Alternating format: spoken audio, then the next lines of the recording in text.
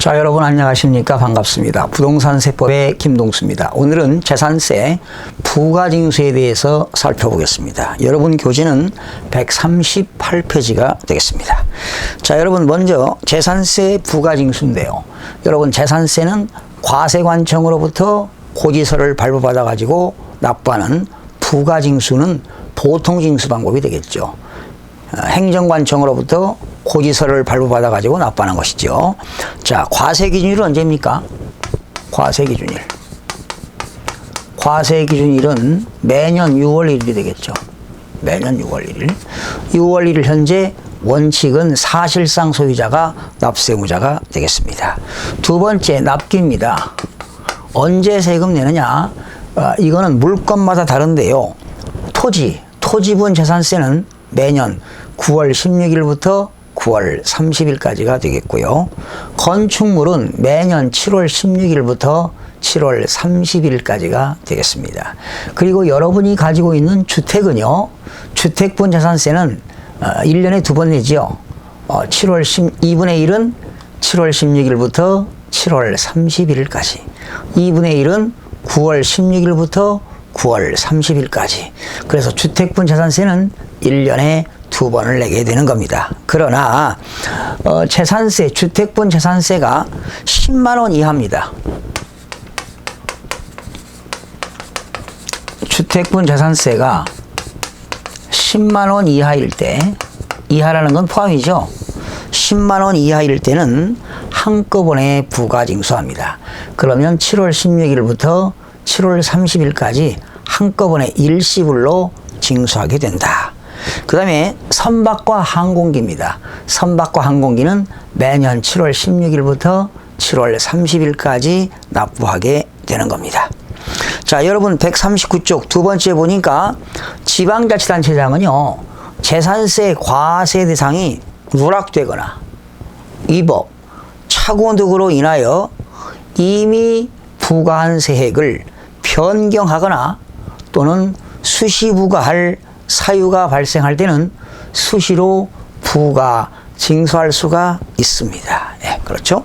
이게 바로 수시 부가 징수가 되겠습니다. 그러니까 과세관청이 여러분이 납부한 세금의 일부가 누락되거나 위법, 잘못되거나 과세관청에서 착오로 인하여 부과한 세액을 변경하거나 또는 수시 부과할 사유가 발생하게 되면 과세관청은 수시로 부과 징수할 수가 있습니다. 그 다음에 납세지를 소개합니다. 납세지. 재산세는 어디다 세금 내느냐? 납세지인데요. 토지는 어디입니까? 토지 소재지. 토지 소재지를 관할하는 시, 군, 구가 되겠습니다. 건축물은 건축물 소재지. 주택은 주택 소재지가 되겠고요. 선박은 선적항이 있는 소재지입니다. 만약에 선적항이 없다면 정계장 소재지가 되겠습니다. 정계장이라는 것은 배가 머무르고 있는 곳이 정계장이 되겠습니다. 정계장이 일정하지 않다. 그러면 선적항도 없고 정계장도 일정하지 않다면 선박 소유자의 주소지가 되겠습니다. 항공기는 어디가 될까? 항공기가 머무르고 있는 곳, 정치장 소재지가 되겠습니다. 그러나 항공법에 따라서 그 항공기가 등록을 하지 않았다면 그 항공기 소유자의 주소지가 되겠습니다. 세 번째, 징수 방법입니다. 징수 방법은 과세관청이 납세의무자들에게 고지서를 발부하여 징수하는 보통징수가 되겠습니다. 보통징수, 고지서를 발부하여 징수한다. 그런데 행정관청은 납세의무자들에게 고지서를 발부할 때는 납부기한 5일 전까지, 납부기한 5일 전까지, 늦어도 5일 전까지 발급을 하도록 되어 있습니다. 그리고 토지분 재산세는 종합합산 대상토지, 별도합산 대상토지 이런 것들은 세액 산정, 그 밖에 부과 절차의 징수 방법에 대해서는 행정자치부령으로 정한다. 또 재산세는 소액 부징수제도가 있죠. 소액 징수 면제. 소액일 때는 징수를 면제한다. 한 장당 2,000원 미만입니다. 고지서 한 장당 2,000원 미만 시에는 징수하지 아니한다. 이것이 소액 징수 면제 제도가 있습니다. 재산세는 한 장당 2,000원 미만일 때는 징수하지 아니한다.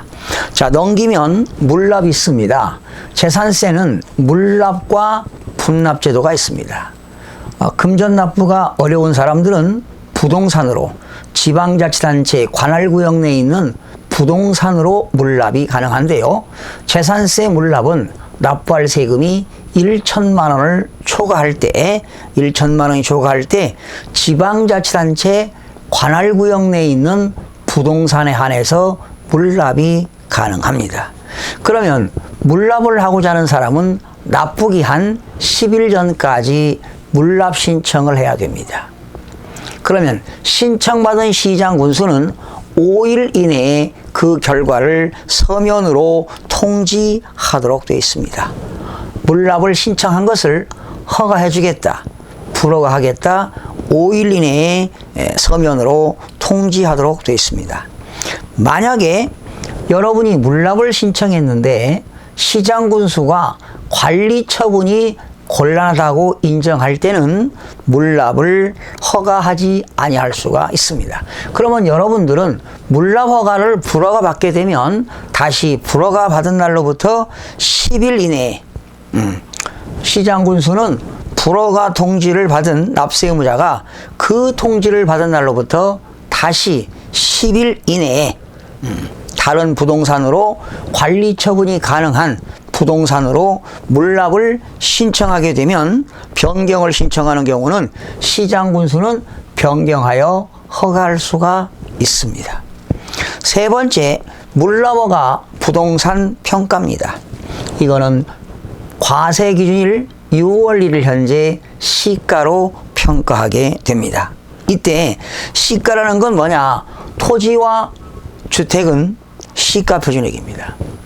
건물도 시가 표준액으로 합니다. 그러나 수용이라든가 공매가액, 감정가액 등으로 행정자치부령으로 정하는 바에 따라 시가로 인정되는 것은 시가로도 볼 수가 있습니다. 그러나 일반적인 시가는 토지와 주택, 건축물은 과세관청이 정해놓은 시가 표준액이 되겠습니다. 자, 다섯 번째, 분할납부입니다. 물납은 1천만 원 초과지만 분할납부는 500만 원을 초과할 때는 납부기한 45일 이내에 분할납부가 가능합니다. 납부할 세금이 1천만 원, 500만 원을 초과하고 1천만 원 이하일 때는 500만 원 초과 금액에 대해서 분할납부가 가능하고요. 납부할 세금이 1천만 원을 초과할 때는 100분의 50 이하인 금액이 분할납부가 가능합니다. 여섯 번째, 신고 의무가 있는데요. 과세 기준일로부터 10일 이내에 시장군수구청장한테 신고하도록 되어 있습니다. 신고하는 사람은 어떤 거냐? 공구상 소유자. 그러니까 6월 1일 현재 소유권의 권리 변동이 생겼을 때는 6월 1일부터 6월 10일까지 신고할 사람은 누구냐? 공구상 소유자. 상속받은 사람은 주된 상속자. 또 종중재산의 공부상 소유자. 신탁법에 의하여 신탁재산을 관리하는 수탁자. 이런 사람들은 6월 1일부터 6월 10일까지 신고하도록 되어 있습니다. 그러나 3번, 신고가 사실과 일치하지 아니하거나 신고가 없는 경우에는 직권으로 조사하여 등재할 수가 있습니다. 이것을 직권등재라고 합니다. 직권등재. 직권으로 시험 문제에 등기할 수 있다 이렇게 나왔는데 틀렸습니다. 직권등재입니다. 직권으로 등재한다. 7번 재산세 과세대장의 비치입니다.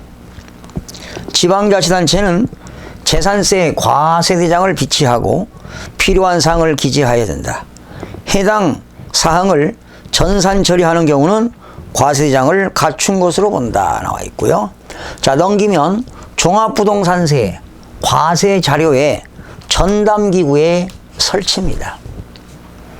여러분, 종합부동산세는 국세잖아요.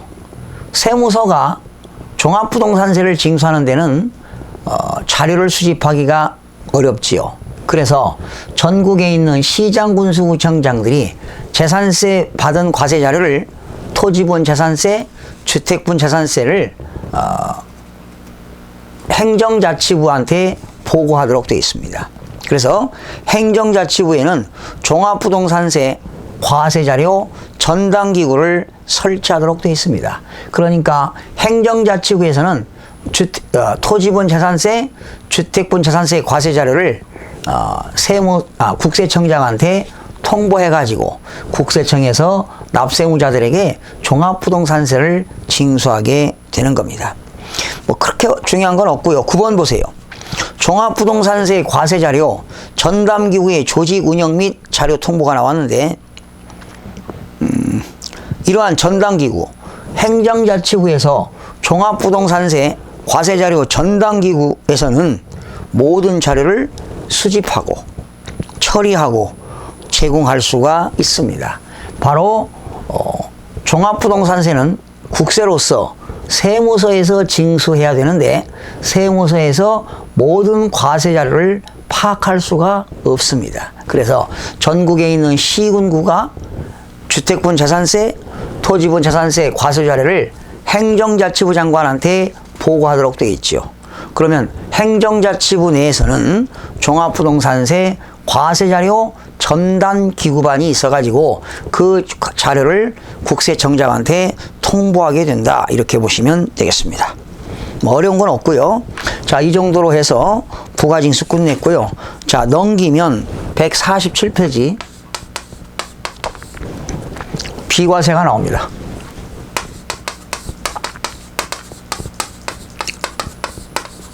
재산세 비과세라고 하는 것은 재산세를 과세하지 않는다 이런 얘기죠. 1번 국가 또는 지방자치단체, 지방자치단체 조합. 여기서 지방자치단체 조합이라고 하는 것은 지방자치단체 2개 이상 지방자치단체가 공동사업하면 조합이 되겠습니다. 외국정부, 한국에 주둔하고 있는 주한국제기구 소유에 속하는 재산에 대해서는 재산세를 부과하지 아니한다. 그러나 상호주의죠. 대한민국 정부가 상대 국가의 재산을 가지고 있는데 상대 국가가 과세하면 우리도 뭐 하겠다? 과세하겠다는 겁니다. 대한민국 정부기관 재산에 대해서 과세하는 경우는 외국 정부 재산에 대해서도 과세하겠다는 것입니다. 매수계약자에게 납세무가 있는 재산입니다. 원래는 국가재산이지요. 그걸 내가 사겠다고 연부로 매매계약을 체결했더니 국가가 나에게 무상으로 사용하라는 계약을 체결했습니다. 이때 무상으로 사용하는 매수계약자는 재산세를 납부할 의무가 있습니다. 2번 국가 또는 지방자치단체, 지방자치단체 조합이 1년 이상 공용 또는 공공용으로 사용되는 재산에 대해서는 부과하지 않습니다. 즉 국가가 1년 이상 무료로 사용하는 경우는 부과하지 않습니다. 그러나 그 건물 주인이 국가하고 계약을 체결하고 국가로부터 유료 집세를 받게 되면 과세가 되겠죠. 그리고 3번인데요. 1번 대통령령으로 정하는 지목이 도로, 하천, 제방, 국어, 유지, 사적지, 사적지 말고요. 도로, 하천, 제방, 국어, 유지, 묘지에 대해서는 재산세가 비과세가 되겠습니다. 그러나 거기 도로 나왔죠? 일반인들이 자유로운 통행을 위하여 제공할 목적으로 개설한 사료도는 비과세가 되겠는데요. 건축법 시행령 80조 2에 따른 줄체요. 대지 안에 있는 공지는 제외된다.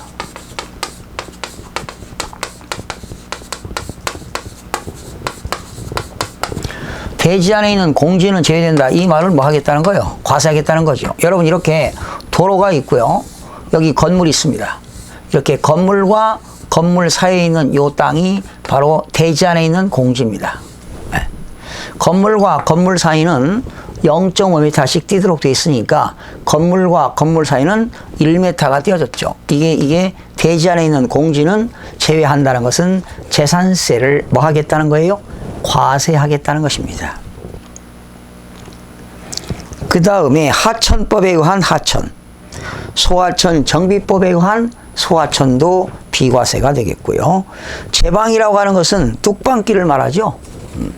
국어라고 하는 것은 작은 도랑을 말합니다. 개굴창을 말하겠죠. 농업용 국어와 자연유수의 배수 처리에 공하는 국어, 그러니까 개굴창을 말합니다. 유지, 농업용, 발전용에 제공되는 댐, 저수지,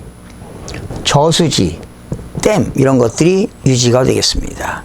묘지는 무덤이 있는 것이지요. 무덤과 접속된 부속시설물 부지로서 지적공무상 지목이 묘지인 겁니다. 도로, 하천, 제방, 국어, 유지, 묘지는 재산세가 비과세가 되겠습니다. 2번입니다. 산림보호법에 따른 산림보호구역 안에 있는 임야입니다. 여러분 군사기지 및 군사시설보호법에는 통제보호구역이 있습니다. 뒤에 문제 뒤쪽 군사분계선에는 통제보호구역이 있는데 거기 원주민들은 농사 짓거든요. 그래서 통제보호구역이라 하더라도 전, 답, 과수원 및 대지는 제외됩니다. 통제보호구역에서 농사 짓는 전, 답, 과수원 및 대지는 과세하고 통제보호구역 안에 있는 임야 같은 것은 비과세가 되겠습니다. 그리고 산림보호법에 의하여 지정된 채종림이라고 하는 건 우량한 씨바지나무를 채취하기 위하여 심는 임야가 채종림이 되겠죠. 또 시험적으로 심는 임야가 시험림이 되겠습니다. 자연공원법에 의해서 공원자연 보존지구 안에 있는 임야입니다.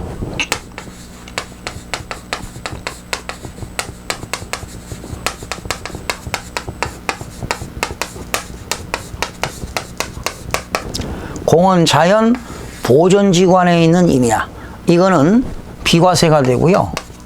여기 공원자연 환경지구 안에 있는 임야는 이거는 분리과세가 됩니다.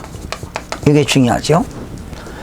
공원자연 보존지구 안에 있는 임야는 비과세가 되겠고 환경지구 안에 있는 임야는 분리과세가 되겠습니다. 그리고 백두대간 보호에 관한 법률에 의하여 백두대간 보호 지역의 임야도 비과세가 되겠습니다. 여러분 백두에서 한라에서 백두까지 뭐 이런 게 백두대간 보호구역으로 지정된 임야는 다 비과세가 되겠습니다. 임시로 사용하기 위하여 건축된 건축물로서 과세 기준일 현재 1년 미만인 것도 비과세가 되겠습니다. 비상재해 구조용, 무료 도선용, 선교 구선용으로 속하는 전마용으로 사용되는 선박, 비상재해 구조용으로 사용되는 선박도 비과세가 되겠습니다. 또 행정기관으로부터 철거 명령 받은 건축물, 비과세가 되겠습니다.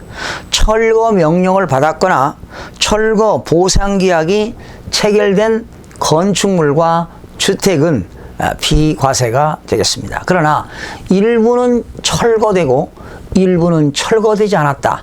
철거되지 아니한 부분에 대해서는 어떻게 합니까? 역시 과세가 되겠습니다.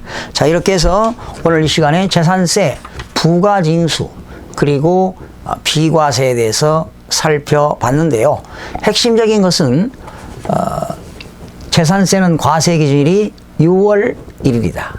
납기는 토지는 9월 16일부터 9월 30일, 건축물은 7월 16일부터 7월 31일, 주택은 2분의 1은 7월 16일부터 7월 31일, 2분의 1은 9월 16일부터 9월 30일인데 주택분 재산세가 10만 원 이하일 때는 일시불로 한꺼번에 징수한다는 것. 그리고 재산세가 1천만 원을 초과할 때는 물납제도가 있고요. 500만 원을 초과할 때는 분납제도가 있다는 것. 그리고 분납은 납부기한일로부터 500만 원 초과 금액에 대해서는 45일 이내, 1천만 원 초과 금액에 대해서는 100분의 50 이하의 금액을 45일 이내 분할 납부가 할 수 있고요. 물납을 할 때는요, 납부기한 10일 전까지 물납을 신청하고, 물납을 신청받은 시장고수는 5일 이내에 그 결과를 서면으로 통지하도록 되어 있다. 또 과세기준 현재 시가는 토지와 건축물, 주택에 대해서는 시가 토지와 주택, 건축물에 대해서는 시가 표준액을 적용한다는 것을 기억하시면 되겠습니다. 자, 이렇게 해서 오늘 이 시간에는 재산세 부가징수와 비과세에 대해서 살펴봤고요. 다음 시간에는 종합부동산세에 대해서 학습하도록 하겠습니다. 여러분, 다음 시간에 찾아뵙겠습니다. 수고하셨습니다.